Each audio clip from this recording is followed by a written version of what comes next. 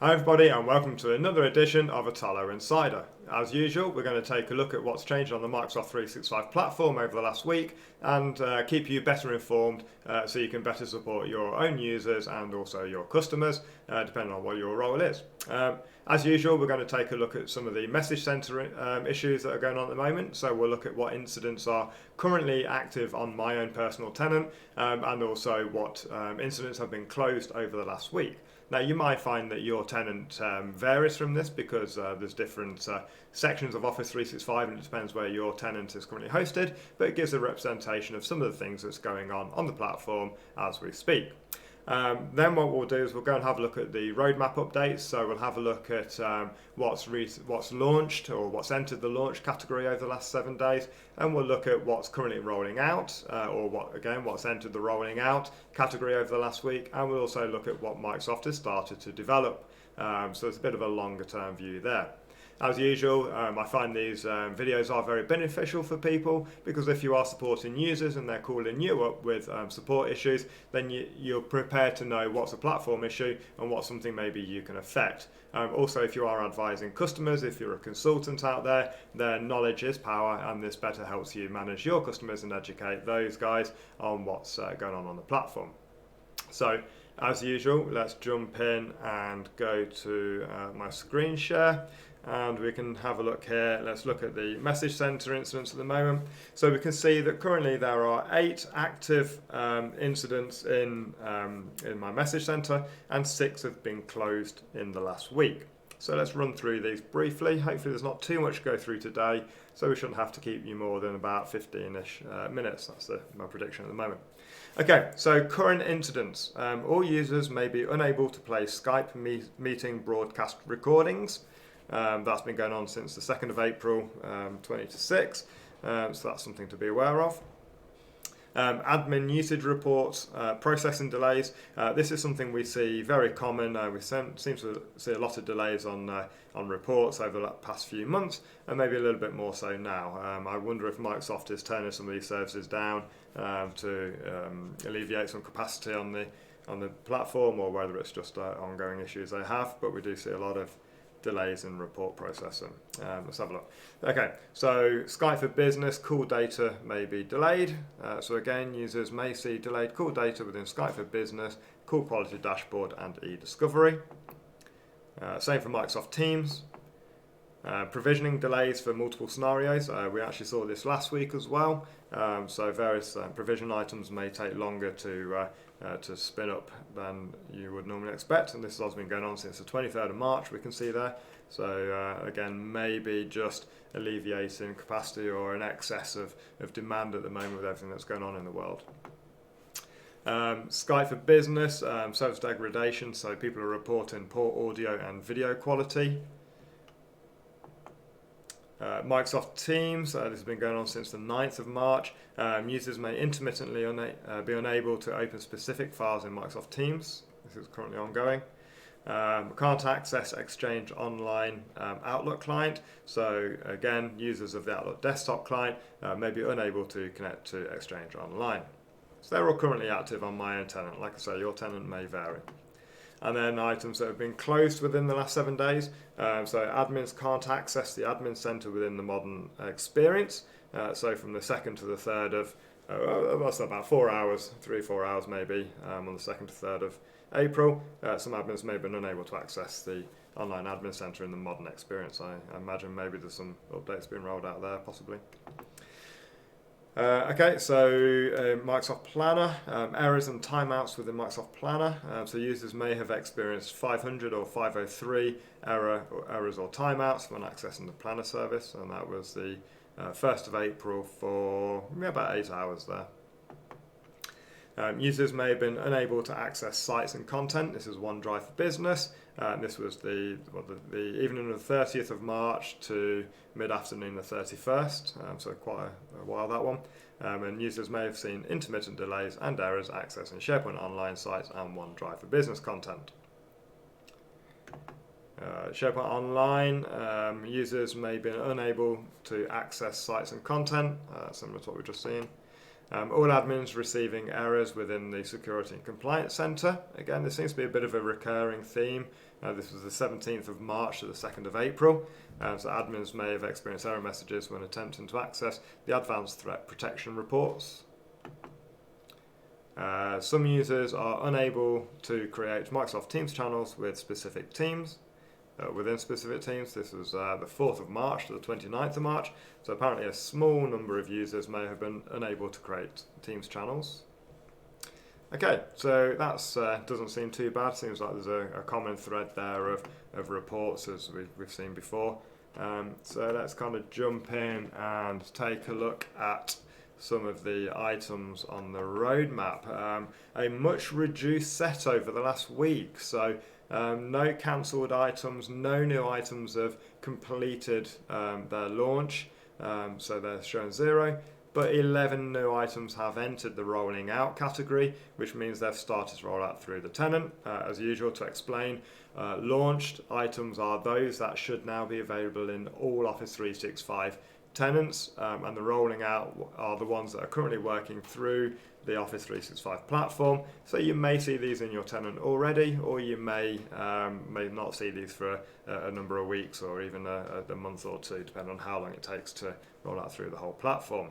So, like I normally like to say as well, this isn't everything that is currently rolling out. These are just the 11 new items that have started rolling out in the last week. So for a complete picture, you do need to go onto the roadmap on the website or watch these videos weekly, and then you'll keep up to date with those items that are of interest to you and that you feel you may want to communicate out to your users. So if we run through these 11 items now. Azure AD conditional access, managed browser support for iOS, Android platforms is going into public preview. So this feature adds browser support when using application-based conditional access on iOS and Android in the Azure portal. And with this condition, admins can now restrict browser access to services so that only the Intune managed browser, which supports Intune app protection policies, can use them. To learn more, there is a link down there as well, so feel free to have a look at that. Here we go. So number 2, rolling out passwordless sign-in for work and school accounts. This is something I'm looking forward to. I hate passwords. I use 1Password to manage all my passwords and enable me to use complex passwords. So actually removing them out is something I'm very, very keen on. I do use Face ID quite a lot as well, and Windows Hello. I really like those systems. So the Microsoft Authenticator mobile app will support sign-in with your face or fingerprint or device PIN to your work accounts, and you can take out the security risk of passwords and have the convenience of using a device you already own and carry with you. Like I say, I'm all for this, so I'm looking forward to seeing this rolling out more. New and improved controls for identity protection has gone into public, or is going into public preview. So the Azure AD identity protection feature is now within Azure AD and comes with new and improved controls, including a security overview that shows your organization's identity risks at one glance, the ability to filter, sort, take bulk actions across risky users and risky sign-ins, and controls to confirm risk events as compromised or safe, and to continue investigation with Azure Advanced Threat Protection with one click. I'm really liking everything that Microsoft is putting into this area at the moment. When we roll out our products, we have to do a lot of security compliance, so it's really nice having access to these tools. So for us to justify to our customers how we maintain our security, it's great that we can actually use these tools to easily see what's going on in our platform. So the more effort Microsoft puts into this, the better, and the fact that we base our systems off these mean that our customers better trust us as well. So I'm really, really keen on all of these updates that we have. So we'll shoot back to the screen share. Okay, number 4, share and co-author documents with LinkedIn connections directly from OneDrive, SharePoint, Word, Excel and PowerPoint online. This one looks really interesting. So rather than just doing co-authoring with your internal users or your external users, actually inviting people from LinkedIn to co-author on your device, on your documents. Very interesting. So we've often spoke about how LinkedIn is going to affect what we do as a corporate and what knowledge Microsoft can gain from that. So the fact we're going to better connect with our LinkedIn networks is interesting. If you're like me, you may have a lot of people on LinkedIn who you don't actually know. If you're one of those people who just accepts all requests and builds a network out that way, I wonder if this will cause people to maybe go and have a bit of an audit of their LinkedIn. I used to like to keep it to just the people I know and have worked with, but over the years that has sort of eased off a little bit. So interesting to see how that develops over time. Okay, Flow can now notify individual users within Teams. So this is an interesting one. So Power Automate, great word in there, Microsoft, not using your own names. So I'll correct it for you. Power Automate can now notify individual users within Teams. So users can now use. Yeah, okay. I've actually played with some of these. This is quite interesting. I've been playing with this over the last couple of days with some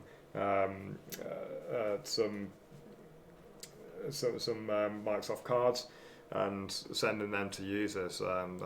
It's an interesting one. So yeah, they're pretty good actually. They work well. I've been using them the last couple of days. Okay, Outlook for Android search results includes deleted folders. So when searching for an email or attachment, Outlook for Android will include data from your deleted folder. That's useful because I often accidentally delete emails, so it's good to be able to find them. SharePoint and Teams connect site to a team in one click. So if your group connected team site is not connected to a chat-based, let me start this again. If you are, bad grammar. I'm going to be the grammar police here. You're with an apostrophe there. Are you kidding me, Microsoft? Come on. If your group connected team site is not connected to a chat-based hub for teamwork, then it's just one click of the new Connect to Teams button in the bottom left corner of your site that gets you on. So that's not particularly very descriptive, but basically if you have a SharePoint site that is part of an Office 365 group, it's now very easy to connect that to a Microsoft team. Okay, self-service password reset from Windows 7, 8 and 8.1 sign-in screens. So users with an Azure AD account can now reset their password from the sign-in screen of devices using Windows 7, 8 and 8.1. This feature requires SSPR to be enabled for your organization from Azure AD settings and the Azure AD password reset add-in to be installed. Interesting they're being added to 7, 8 and 8.1. I wonder what the end of life is on those operating systems and how much usage they still currently have. Okay, number 9 out of 11 of what's new and rolling out. Outlook for iOS, week numbers. The week numbers across the 52-week calendar year will appear in 3 7-day landscape and monthly views of your calendar. Great, just a little tweak here. So a lot of organisations work with the number of the week in the year to reference when things should be done. So I'm sure that would be very useful to people who work in those ways. Okay, so Yammer, connect all company feeds to enable live events. So enable company-wide live events using the all company feed in Yammer by enforcing connected communities in Yammer. And Outlook on the web is getting a new editor. So Outlook will now have new editing capabilities powered by Microsoft 365 to help you deliver your ideas and message better. Not particularly descriptive there, but I'm sure that'll be of use, so maybe we'll have a look at that one day. There is a link down at the bottom if you do want to have a look at that in more detail. Okay, so there are all the new things you should start seeing in your tenants over the coming weeks and months, and then what we'll do is we'll just finish off with the new items that have gone into development. We've got 27 items that Microsoft has started working on in the last week, they've added to the roadmap within the last week about what they're working on. So this gives us a slightly longer term view as to what's going to be coming on the environment. So again, you're better prepared to support your users and your networks with a longer term view of what's happening. And maybe if you're doing a project and something's coming that's going to help that, maybe you kind of delay things based on what you see coming. Hence this information is really useful. So jump back in and we'll look at the in development ones. There's 27 here, so we'll go through these fairly quickly if we can do. So Azure Information Protection Analytics. So this provides reporting and analytics on sensitivity label usage in your organization, including the overall volume of sensitivity labels, the distribution of which labels were applied, and where labels are applied. I think this will be really useful reporting for people who are starting to use these.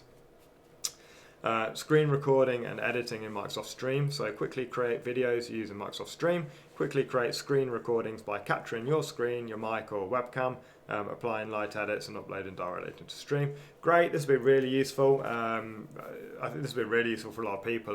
We're seeing customers use video a lot more for their training and their updates, especially with what's going on in the world.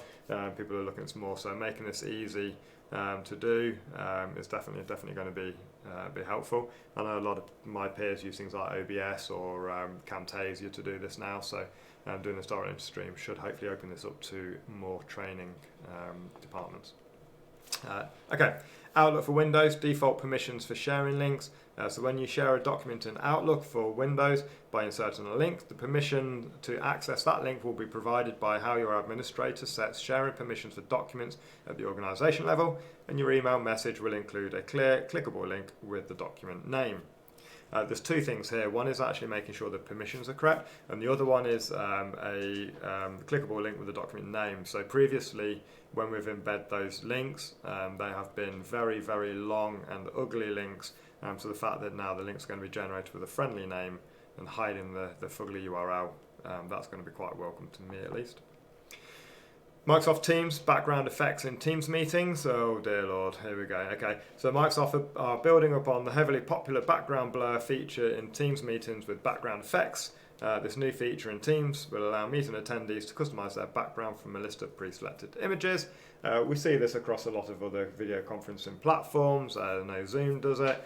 We had a Zoom meeting with friends last night, a bit of a home pub quiz, and our host was dutifully sitting on a beach in various places or has some nice background effects. So I think, do you know what, I think this is useful actually. I kind of joke about it as being a bit silly, but in reality now, one thing we've learned through the whole coronavirus episode is the fact that when people are working from home, people are a little bit conscious about maybe the background. People maybe don't want to show images of their houses, their front rooms or their bedrooms when they're on Teams calls. So actually blur background is one thing, but the ability to completely replace your background and hide the environment of where you're at, I think actually I'm coming around to this idea of something that can be quite useful, especially if people are going to be working from home more often. Then people may want to protect their privacy a little bit more. So actually I'm going to come around and maybe do support this, where previously I thought it was a bit tacky and gimmicky. Okay, Microsoft Teams include up to 10,000 users in an individual team. So Microsoft are raising the upper limit on individual team membership from 5,000 to 10,000 users. And Microsoft are excited for this increase in team membership to power collaboration and process scenarios, especially for large teams and organizations that rely on first-line workers. Marketing's definitely got involved there. Microsoft Information Protection API on Graph. So this will make the Microsoft Information Protection API available on Graph as a REST-based API. This will help enable new future functionality. Expiring access for external users. So admins and end users can expire shares to external users. SharePoint enable modern communication site experience on classic sites. So using PowerShell, admins will be able to enable the modern communication site experience on any classic team site, including the root site. New in access data connector to Microsoft Graph. Link to or import Microsoft Graph services to build access applications that can leverage the smart contextual data stored in Graph. Who's still using Access? I'm curious. Let me know. Outlook for Windows. Drag and drop emails into a group. So drag a single email or an entire thread to a group in Outlook.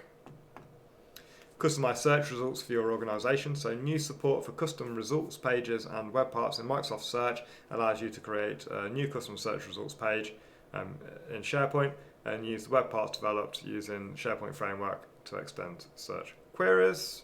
That's interesting. I wonder if that's something that the SharePoint team are building, or if they're leveraging the PnP search web parts, which are excellent in my opinion. Office Online, manual sensitivity labeling in Word, PowerPoint and Excel. So the ability to manually apply Microsoft information protection sensitivity labels within Office 365 versions of Office Online apps. That's good, we can do them on desktop. That'd be nice to bring them to the online apps. group-driven membership, public description. What? Public description. Oh, okay, someone's not edited that well.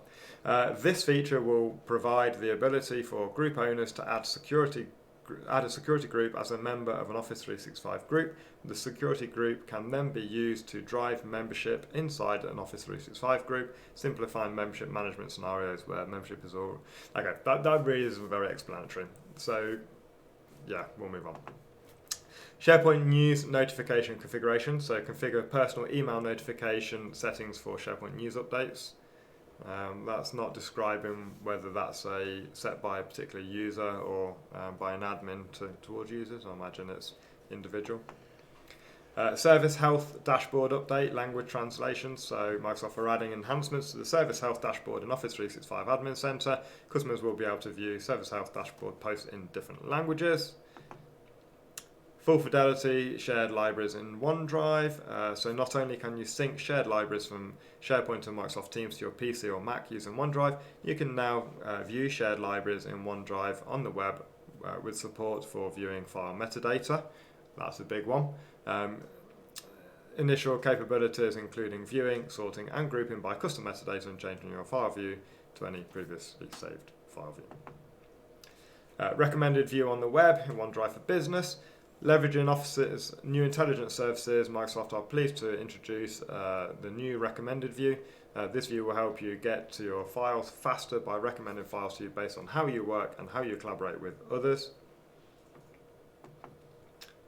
Fast Track Dropbox to OneDrive for business migration. So the Fast Track Center, Microsoft will be offering file migration services from Dropbox to OneDrive for business as a new benefit provided by the Fast Track Center. This migration service will be available to customers with 150 plus seats with eligible Office 365 plans. Okay, 19 out of 27, we're getting there. New mobile app features. So use channels and groups to help manage your videos. This is Microsoft Stream. Use channels and groups to help manage your videos and interact with Microsoft Form quizzes and Stream videos, all directly from your mobile device. So integrate with Azure Sentinel to define custom retention times for your discovery data. So Microsoft Cloud App Security has a strict data retention policy and only keeps cloud discovery data for 90 days. By integrating with Azure Sentinel, organizations can now leverage their discovery data within Azure Sentinel to define custom longer retention times. Microsoft Teams, new experience for launching instant channel meetings. So Meet Now buttons in Teams channels will have a new home. You'll soon find them in the channel header where you can easily find and launch the meeting. Microsoft Teams, improved Teams, meet and join launcher experience. Okay, yeah, that's the same as what we've just seen. Outlook for iOS, visual cues for work or personal account. So clear indication with new account avatar when creating new emails and calendar events based on your work or school versus personal accounts. Web links will bring Outlook for Android Edge integration. So web links will bring an Edge browser experience into Outlook so users can stay in context of what they are doing when reading or referring. Don't really understand what that means. SharePoint Spaces preview. Ooh, exciting. So SharePoint Spaces is a web-based immersive platform which allows you to create and share secure and extensible mixed reality experiences. Add a new dimension to your intranet by using 2 and 3D web parts to create your mixed reality vision. SharePoint Spaces is very interesting to me. People who know me know that I'm really interested in VR and AR.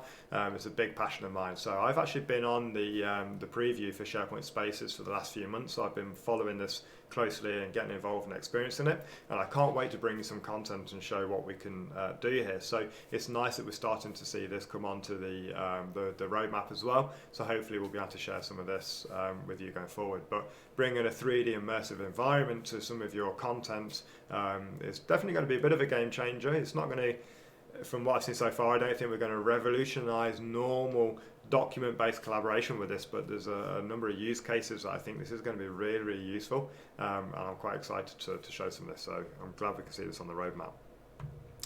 Okay, last couple. Connect all company feeds to enable live events.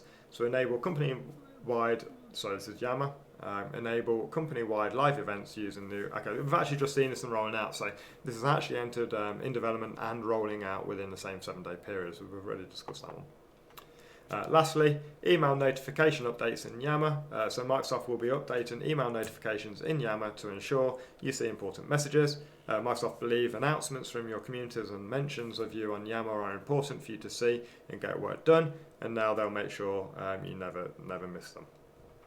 Good, that's nice to see those kind of updates, and one thing I often say is sometimes we still fall back to using consumer Skype as a communications platform, and when people ask me why we do that, one reason I say is sometimes we don't find Microsoft Teams or Yammer or other ones to be quite as invasive as things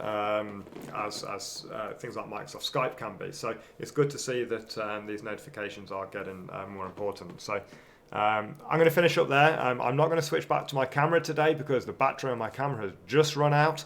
So I'll leave you on the last slide of my slide deck while I make some closing statements. But thank you very much for joining me. 25 minutes, okay, a little bit longer than I was hoping today, but hopefully that is useful to you. I'm always interested to hear feedback. Please let me know if you like this format. Please share this far and wide. I really, really want to get up to 1,000 subscribers this year. That's my target. Anyone you know who manages Microsoft 365 environments, please share this with them. Please also subscribe so you don't miss my weekly videos. And I've got a lot more cool stuff coming up on the channel as well. So I've got a mini series that's going to start in the next few days and last for 6 or 7 episodes, and hopefully a lot more content coming up. So please do keep in touch. Let me know what you think. Give me any feedback, and I look forward to speaking to you next Friday. Have a great weekend and a great week, and please stay safe. Thank you. Goodbye.